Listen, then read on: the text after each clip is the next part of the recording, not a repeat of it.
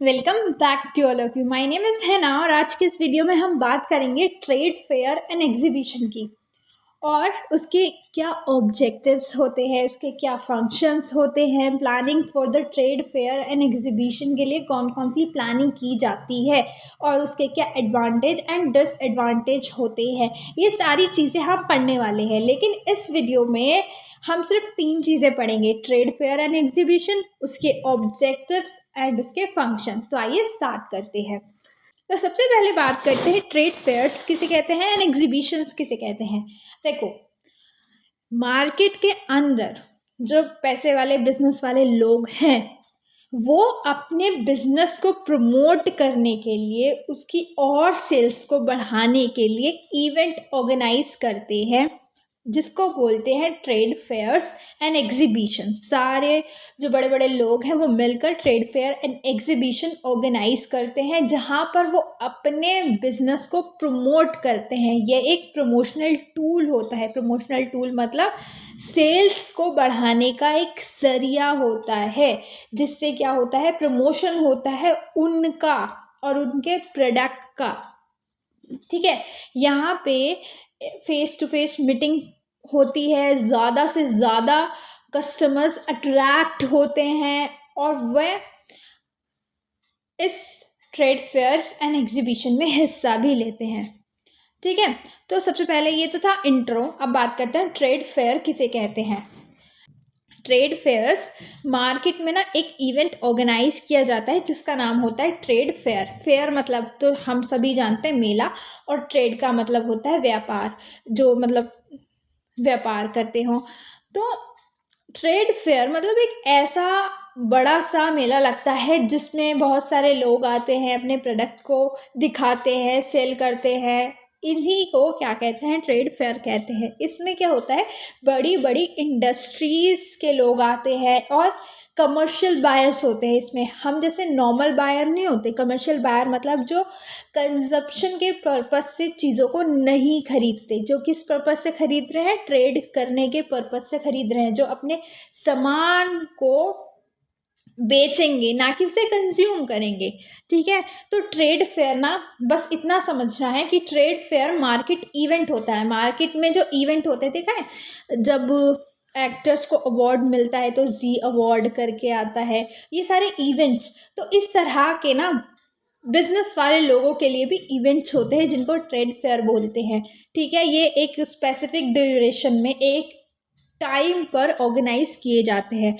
और trade fair में क्या होता है, प्रीडोमिनेंट का मतलब होता है स्ट्रांगली, बहुत हैवी अपील की जाती है किसको, ट्रेड विजिटर्स को। इसमें कौन टारगेट होता है, ट्रेड फेयर एक इवेंट होता है जो कि स्पेसिफिक ड्यूरेशन में ऑर्गेनाइज किया जाता है और इसमें किसको टारगेट किया जाता है, ट्रेड विजिटर्स को, जो ट्रेड करना चाहते हैं आगे भी। मतलब बड़े बड़े बिजनेस लोग मैन जो हैं, जो इंडस्ट्रीज चला रहे हैं, जो अपना खुद का बिजनेस चला रहे हैं, ऐसे लोगों को यहाँ पे बायर बनाया जाता है और ऐसे लोग यहाँ पे सामान खरीदते हैं।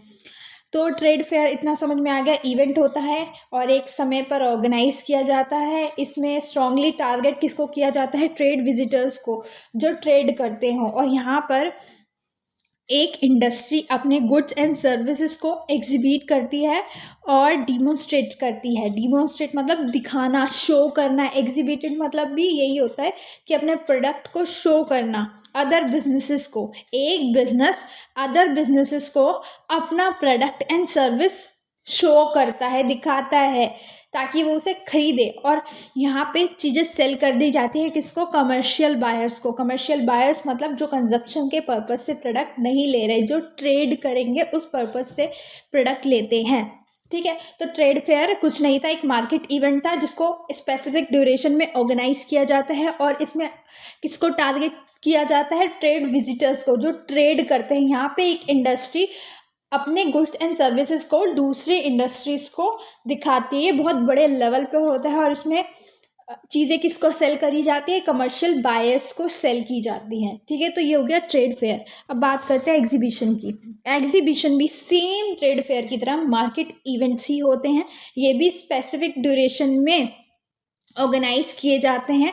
बट इसमें और ट्रेड फेयर में एक छोटा सा डिफरेंस ये है कि यहाँ पे जो अपील की जाती है, यहाँ पे जो स्ट्रांगली अपील की जाती है वो जनरल पब्लिक को की जाती है। वहाँ पे था कि ट्रेड जो करते हैं उन लोगों की जाती है, लेकिन यहाँ पे कौन होते हैं बायर्स, यहाँ पे जनरल पब्लिक होती है जो उनके प्रोडक्ट को खरीदेगी, वो आम जनता है, ना कि कोई ट्रेड विजिटर्स। और एग्जीबिशन एक एक्सीलेंट मैकेनिज्म है अपने बिजनेस को प्रमोट करने के लिए। मतलब एक ऐसा हथियार है, एक ऐसा तंत्र है एग्जीबिशन, जिसके थ्रू हम अपने प्रोडक्ट को शो करवा सकते हैं और अपनी सेल को इंक्रीज करवा सकते हैं, अपने बिजनेस को प्रमोट करवा सकते हैं। जैसे एक तरह का एडवर्टीजमेंट होता है ना, कि एडवर्टीजमेंट में हम टीवी पे एडवर्टाइज सिखा देते हैं या पैम्पलेट्स बांट देते हैं या बहुत कुछ एडवर्टीजमेंट में होता है। तो ये जो है ना, ये भी एक ऐसा तरीका है जिससे हम अपनी सेल्स को बढ़ा सकते हैं, अपने बिजनेस को प्रमोट कर सकते हैं। जिनके पास पैसा है वो लोग ये करते हैं। स्मॉल बिजनेस के लिए तो ये चीज़ें सही नहीं है, लेकिन जिनके पास पैसा है वो ट्रेड फेयर्स एंड एग्जीबिशन करते हैं ताकि वो अपने प्रोडक्ट को उसमें दिखाएं, शो करवाएं और सेल करवाएं ज़्यादा से ज़्यादा। ठीक है, यहाँ एग्जीबिशन मतलब जनरल पब्लिक पे टारगेट करना और ट्रेड फेयर्स मतलब ट्रेड विजिटर पे टारगेट करना। ओके, अब बात करते हैं इनके फंक्शंस की कि एग्जीबिशन एंड ट्रेड फेयर के क्या फंक्शंस होते हैं। तो सबसे पहले meeting potential customers. Potential customers मतलब जो हमारे सामान को खरीदने के लिए बहुत ज़्यादा इच्छुक है, जो हमारे सामान को खरीद सकता है, ऐसे कस्टमर्स हमें यहाँ पे मिल जाते हैं। ट्रेड फेयर एंड एग्जीबिशन में उन्हीं लोगों को इनवाइट किया जाता है जो हमारे सामान को खरीद सकते हैं, जिन पे पैसा है। यहाँ पे ना हमें बहुत सारे अपने कस्टमर्स मिल सकते हैं। लेकिन अगर हम एग्जीबिशन ही नहीं रखते, ट्रेड फेयर ही नहीं रखते, एग्जीबिशन नहीं रख रहे, तो कॉन्टैक्ट ढूंढना, बनाना, कस्टमर्स को ढूंढना बहुत मुश्किल होता है। यहाँ पे बड़े बड़े लोगों को इनवाइट कर दिया अपने कॉन्टैक्ट के, जो प्रोडक्ट को खरीद सकते हैं, तो यहाँ पे हमें आसानी से हमारे पोटेंशियल कस्टमर्स मिल जाते हैं। यहाँ ये जो एग्जीबिशन और ट्रेड फेयर है ना, ये एक अपॉर्चुनिटी देता है बिजनेस वाले लोगों को कि तुम अपने पोटेंशियल कस्टमर्स यहाँ से ढूंढ सकते हो, यहाँ से तुम अपने कस्टमर्स को पा सकते हो, वो तुम्हारा प्रोडक्ट खरीद सकते हैं। एग्जीबिशन नहीं होगा तो पूरे देश में ढूंढना, कॉन्टैक्ट बनाना बहुत ज़्यादा मुश्किल हो जाता है अपने प्रोडक्ट को सेल करवाने के लिए। सेकेंड है इंट्रोड्यूस अ न्यू प्रोडक्ट। जब हम trade fair and exhibition organise करते हैं और रखते हैं ना, तो वहाँ पे कोई भी नया प्रोडक्ट जिसने लॉन्च किया हो वो भी उसमें हिस्सा ले सकता है और इंट्रोड्यूस करवा सकता है नए प्रोडक्ट को। अब हम ऐसा क्यों करते हैं? क्योंकि जब हम ट्रेड फेयर एंड एग्जीबिशन में अपना न्यू प्रोडक्ट इंट्रोड्यूस करवाएंगे तो वहाँ पर हमें तुरंत फीडबैक मिल सकता है। लोग पसंद करेंगे या नहीं करेंगे, उनके रिएक्शन से हमें बहुत सारी वैल्यूएबल इन्फॉर्मेशन फ्यूचर मार्केट के लिए पता चल सकती है। विजिटर का रिएक्शन हमें बता सकता है कि हमारा प्रोडक्ट कैसा है। वहाँ पे हम बहुत सारी इन्फॉर्मेशन को इकट्ठा करके, मतलब बिजनेस वाले लोग बहुत सारी इन्फॉर्मेशन को इकट्ठा करके एक डेवलप कर सकते हैं नया आइडिया अपना नया प्रोडक्ट बनाने के लिए, या फिर जो भी ओल्ड प्रोडक्ट है, जो भी पुराना प्रोडक्ट है, उसमें चेंजेस कर सकते हैं, वेरिएशंस कर सकते हैं, पता कर सकते हैं कि अच्छा ये वाले कस्टमर्स को ये सारी चीज़ें नहीं पसंद आ रही, ये मज़ा नहीं आ रहा सर्विस में, तो वो कस्टमर्स अपना फीडबैक देगा अबाउट न्यू प्रोडक्ट और ओल्ड प्रोडक्ट। तो वेरिएशंस भी हो सकती हैं एंड न्यू आइडिया डेवलप होकर न्यू प्रोडक्ट भी इंट्रोड्यूस हो सकता है। ठीक है, यहाँ पे ना एक्सेप्टेंस मिल जाती है। कोई भी न्यू प्रोडक्ट बनाया है और उसे ट्रेड फेयर्स में एंड एग्जीबिशन में अगर हम शो करेंगे तो हमें पता लग जाएगा क्या वो फ़ायदेमंद रहेगा, क्या आगे चल के वो हमें फ़ायदा देगा, लोगों का क्या रिएक्शन है उसके प्रति, हम यहाँ पे टेस्ट कर सकते हैं ट्रेड फेयर और एग्जीबिशन में।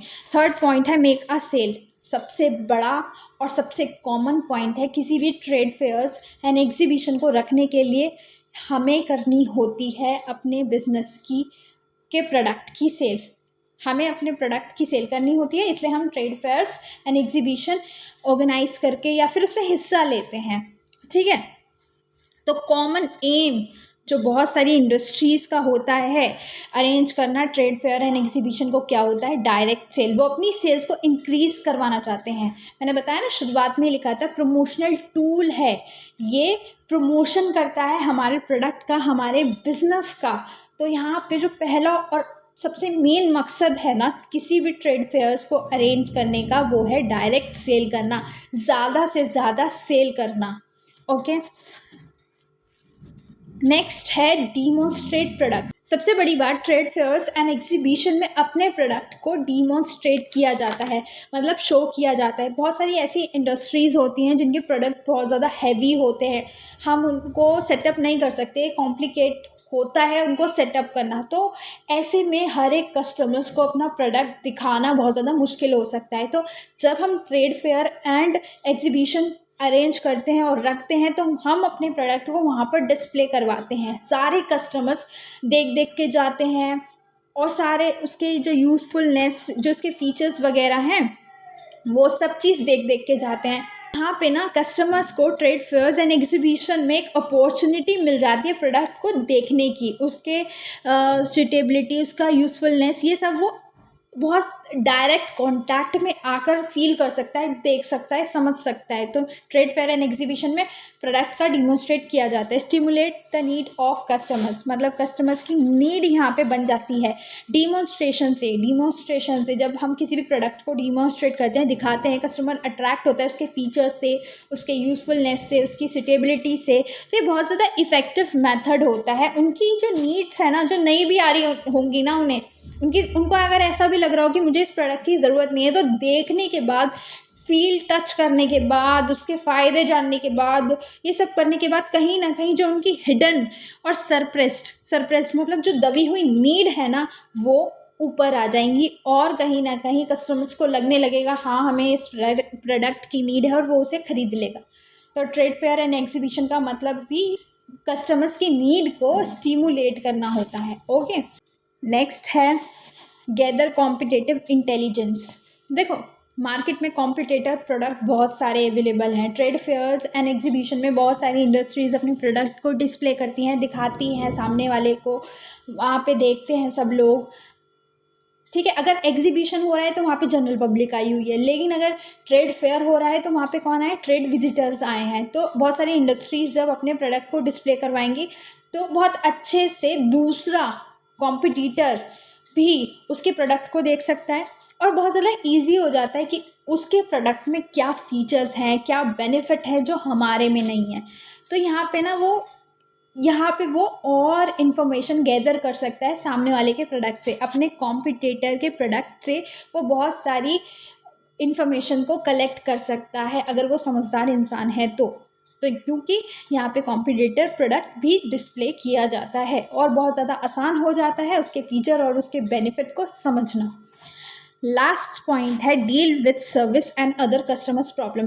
ट्रेड फेयर एंड एग्जीबिशन क्या देता है, एक एक्सीलेंट प्लेटफॉर्म दे रहा है कस्टमर्स को और बिजनेसमैन को, ये दोनों को ही एक्सीलेंट प्लेटफॉर्म दे रहा है जहाँ पर लोग एक दूसरे की बात को समझ सकते हैं। बिजनेसमैन ये फील कर सकता है कि हमारे प्रोडक्ट में क्या क्या खराबी है, और यहाँ पे कस्टमर भी उस कंपनी की सर्विसेज को अप्रेस कर सकता है और जो भी उसके साथ स्पेसिफिक प्रॉब्लम आ रही है वो उनको बता सकता है। ठीक है, यहाँ पे क्या कर सकता है, यहाँ पे एक फेस टू फेस कम्युनिकेशन होता है कस्टमर्स की प्रॉब्लम के साथ, क्योंकि ये ट्रेड फेयर एंड एग्जीबिशन है। यहाँ पे कस्टमर किसके साथ मिल रहा है, बिजनेसमैन के साथ मिल रहा है। तो उन्हें यहाँ पे एक एक्सीलेंट प्लेटफॉर्म मिल गया, जो कंपनी की अच्छाइयाँ हैं वो भी बताने का और जो कंपनी की बुराइयाँ हैं वो भी बताने का, और कंपनी फिर क्या करेगी, उसके साथ डील करेगी। ये थे कुछ functions of trade fair and exhibition, कि एग्जीबिशन एंड ट्रेड फेयर कैसे काम करता है। सबसे पहले पोटेंशियल कस्टमर्स दिलवाता है, नया प्रोडक्ट को इंट्रोड्यूस करता है, डायरेक्ट सेल करता है, प्रोडक्ट को डिमोन्स्ट्रेट करता है, कॉम्पिटिटिव इंटेलिजेंस, जो मतलब कॉम्पिटिटर की प्रोडक्ट की नॉलेज है वो भी गैदर कर सकते हैं, और सर्विस और कस्टमर्स की प्रॉब्लम के साथ भी डील कर सकते हैं। अब बात करते हैं इसके ऑब्जेक्टिव की। अभी तक हमने इतना कुछ पढ़ लिया है कि ऑब्जेक्टिव यूँ क्लियर हो जाएंगे, 1 मिनट लगेगा। ठीक है, तो ट्रेड फेयर्स एंड एग्जीबिशन के क्या ऑब्जेक्टिव हैं, टू लोकेट न्यू मार्केट। जब हमें ट्रेड फेयर एंड एग्जीबिशन में नए कस्टमर्स मिल रहे हैं तो नए कस्टमर से नई मार्केट भी तो हमें मिल रही है, हम नई मार्केट का पता लगा सकते हैं कि अपने प्रोडक्ट को कहाँ कहाँ और सेल कर सकते हैं, कहाँ हम सेल कर रहे थे और कहाँ कहाँ और कर सकते हैं, कहाँ कहाँ के कस्टमर्स हैं, कौन कौन हमारे प्रोडक्ट को खरीद सकता है, तो नई मार्केट का पता लगा सकते हैं। नेक्स्ट है कॉम्पिटिटिव स्ट्रेंथ, मतलब जो कॉम्पिटिटिव प्रोडक्ट की इन्फॉर्मेशन को एग्जामाइन कर सकते हैं, पता कर सकते हैं, जांच कर सकते हैं कि कॉम्पिटिटिव प्रोडक्ट की, कॉम्पिटिटर्स के प्रोडक्ट की क्या स्ट्रेंथ है, क्या बेनिफिट है, क्या उसके सब कुछ पता लगा सकते हैं। अपने प्रॉफिट को इंक्रीज़ कर सकते हैं। प्रॉफिट कैसे इंक्रीज़ होगा? जब सेल्स इंक्रीज़ होगी।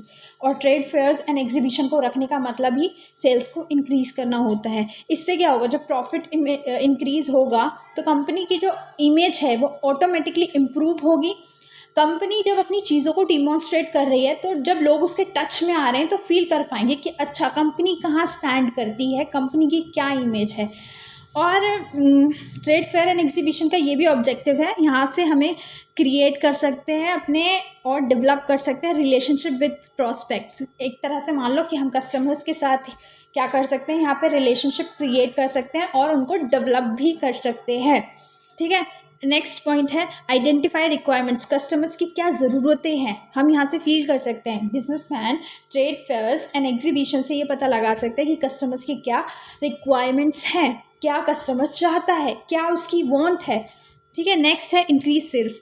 ट्रेड फेयर एंड एग्जीबिशन का मतलब ही सेल्स को बढ़ाना होता है। और डेवलपमेंट ट्रेंड्स, जो भी ट्रेंड्स आते हैं मार्केट में, जो भी चेंजेस आ रहे हैं उनको आइडेंटिफाई करके डेवलप करना भी ट्रेड फेयर एंड एग्जीबिशन का एक ऑब्जेक्टिव हो सकता है। तो यही वीडियो को एंड करते हैं। आई होप कि आपको अच्छी लगी हो। नेक्स्ट वीडियो में हम बात करेंगे एडवांटेज एंड डिसएडवांटेज की, क्योंकि ये बहुत ज़्यादा लंबी हो गई है। और बात करेंगे planning for the trade fair and exhibition की, कि एग्जीबिशन और ट्रेड फेयर को रखते समय कौन कौन सी प्लानिंग करनी चाहिए, वो पार्ट 2 होगा। ओके, आई होप कि आपको वीडियो अच्छी लगी हो, यूजफुल लगी हो तो लाइक सब्सक्राइब शेयर जरूर करें। टिल देन बाय बाय, मिलते हैं नेक्स्ट वीडियो में।